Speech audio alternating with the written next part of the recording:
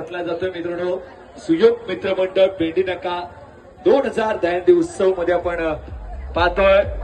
दुसरा मनोरा देखील सक्सेसफुल रचला जातोय. आपण पाहिलं तर कशा पद्धतीचा मनोरा रचला जातोय. सक्सेसफुल मनोरा आहे. 6 थरावरती अंडी फोडली जाणार आहे. पहिला मनोरा सक्सेसफुल दिल्यानंतर 7 थरावरती अंडी फोडली जाणार आहे. दुसरा मनोरा देखील सक्सेसफुल रचला जातोय.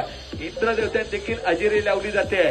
थोडासा पाऊस आलेला आहे कारण का पाऊस येणे गरजेचं आहे. पुन्हा एकदा तिसरा मनोरा देखील सक्सेसफुल रचला जातोय. आपण पाहतोय चौथा मनोरा देखील सक्सेसफुल. शिस्त पद्धत कसं आपण पाहतोय. काय शिस्त लावली जाते बघा आपण. आक्रमक अतिशय सुरेख. आता पुन्हा एकदा एका घेतला जातोय.